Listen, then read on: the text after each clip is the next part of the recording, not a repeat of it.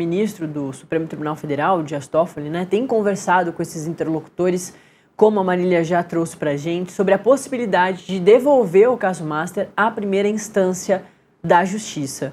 Mas para a gente entrar nesses detalhes, com uma análise de especialista, eu chamo agora o cientista político Eduardo Maurício.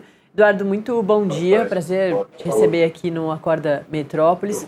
Vamos lá, falar sobre uma das pautas que desde o ano passado, né, desde a primeira fase da Operação Compliance Zero, que teve a prisão do Daniel Forcaro, que 11 dias depois ele foi solto, a gente vem falando.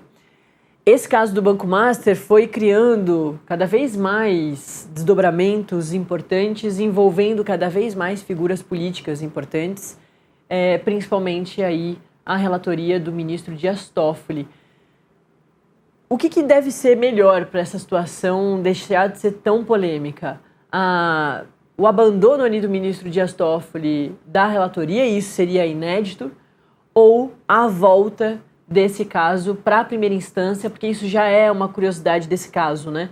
Já foi o caso para o Supremo Tribunal Federal. A gente falou muito sobre isso lá no ano passado, com o julgamento da trama golpista, e agora a gente volta a falar de um protagonismo do Supremo Tribunal Federal, então queria que você analisasse para a gente logo no comecinho isso. O que é melhor para esse caso deixar de ser tão polêmico? Sair da relatoria do ministro Dias Toffoli ou voltar para a primeira instância? Bom dia. Olá, bom dia. É sempre uma honra estar aqui perante o Jornal Metrópolis. Bom, eu não posso dizer o que seria melhor para ter menos pressão. Eu vejo que o caso tem que ser analisado de acordo com a lei, né?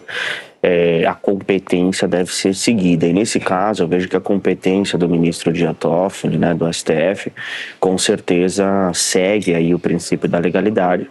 E com isso, esperamos, obviamente, que tenha um julgamento justo, né? Ou seja, que as provas sejam analisadas de acordo com a lei, que tenha que seja concedido, né, aos investigados e futuros réus de uma eventual denúncia com uma ação penal, para que eles tenham direito à ampla defesa, o contraditório, o devido processo legal e a busca da verdade real dos fatos. Obviamente é um processo bem complexo que trouxe aí um peso midiático e até mesmo uma necessidade de resposta para a sociedade muito grande. E agora vamos esperar aí quais são as cenas dos próximos capítulos, já que são crimes graves, né? Temos aí crimes de gestão fraudulenta, que é quando, enfim, a fraude, nesse caso, na emissão de títulos no mercado, a questão da gestão temerária, que é quando se objetiva um lucro, né, mediante a gestão fraudulenta, e nesse caso, a gestão fraudulenta, temos aí uma pena de 3 a 8 anos e a gestão temerária de 2 a 8 anos. E também temos o crime de organização criminosa, né?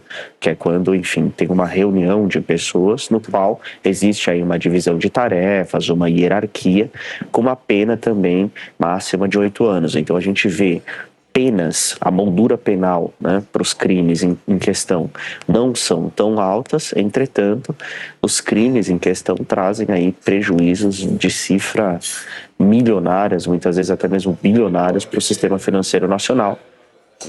E destaco, então, uma reflexão crítica nesse ponto, né, que a moldura da pena deveria ser mais alargada diante dos prejuízos irreparáveis que esses crimes trouxeram, tanto para o sistema financeiro nacional quanto para a sociedade brasileira. Eduardo, em relação ao Congresso, né, é claro que o Congresso vai querer também ter protagonismo nisso, principalmente porque é um ano de eleição, né, 2026, a gente tem as eleições gerais aí, e a gente vê que o Congresso se pauta muito pela opinião pública, né? Ano passado a gente viu que eles quiseram retomar uma discussão que tinha começado lá atrás sobre a adultização dos jovens, das crianças brasileiras, depois do que o Felca revelou. E ao longo do ano a gente viu eles reagindo, como por exemplo com a CPI do INSS, a partir da farra sendo revelada pelo Portal Metrópolis lá no finalzinho de 2023, e se tornou um assunto da opinião pública. Eles fizeram uma CPI. Agora a gente vê eles discutindo uma criação de uma CPI do Banco Master, ou até mesmo esse grupo de trabalho dentro da Comissão de Assuntos Econômicos. Como que você vê essa movimentação dos parlamentares? Você acredita que, por exemplo, a criação de uma CPI pode atrapalhar as investigações?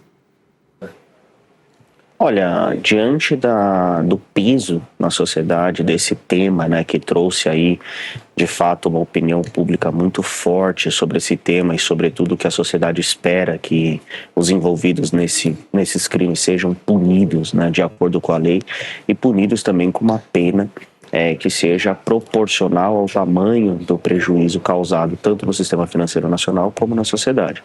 Eu vejo que a CPMI ou CPI que for instaurada, ela visa coletar sempre indícios de prova, né, para que esses indícios de prova coletados numa CPI ou numa CPMI sejam, enfim, enviados, remetidos para a autoridade policial e com essa ajuda da coleta de indícios de crime por parte da CPI e CPMI, após o envio para a autoridade policial, a autoridade policial faça um relatório final e encaminhe para o Ministério Público para que tenha aí uma denúncia. Então, na verdade, a CPI e a CPMI, elas buscam sempre ajudar, né, a investigação policial, sendo uma investigação própria, né, enfim, seja do Senado, da Câmara dos Deputados, para que seja reunido mais indícios de crime para que ajude, auxilie a autoridade policial no relatório final e até mesmo no Ministério Público numa eventual denúncia. Agora, obviamente, a gente sabe que, né, num contexto aí de eleições e até mesmo de interesses políticos, obviamente, é normal de se esperar isso ou até mesmo a criação de um grupo econômico para que a sociedade veja que foi dada uma resposta no sentido de se coletar indícios de crime para que seja feito aí, de fato, a punição desses envolvidos e até mesmo para questões futuras, né? Eu vejo que é importante, como advogado criminalista, não só o combate ao crime, seja o sistema financeiro nacional ou outros tipos de crime.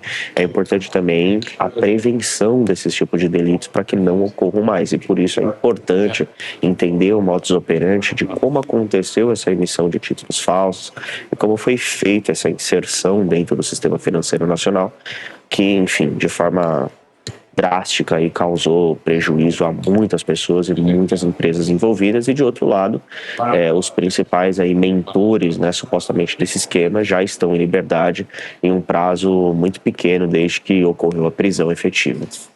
Eduardo, acho que esse ponto é muito importante que você trouxe aí mais para o final da sua resposta, que toda vez que acontece um caso desse, a gente vê que a população, as pessoas ficam com medo, né, e perdem a confiança nas instituições. Queria também que você falasse um pouco sobre isso, né, o que o caso do Banco Master traz aí de informação ou de reflexão sobre essa questão. A gente vê que a partir da segunda fase da Operação Compliance Zero, a gente tem a REAG, que é uma instituição financeira muito utilizada, com a liquidação decretada pelo Banco Central. E também o Banco Master tinha diversos braços aí, diversas outras instituições financeiras, como a Will Financeira, que também teve a liquidação decretada a partir do momento ali que ela, depois da primeira fase da Operação Compliance Zero, da liquidação do Banco Master, não consegue cumprir com os seus compromissos, pagar ali o que deveria pagar nos dias corretos, né, no prazo correto. Então eu queria que você falasse um pouco sobre a confiança das pessoas em relação às instituições, principalmente as instituições financeiras, mas também em relação às investigações, né?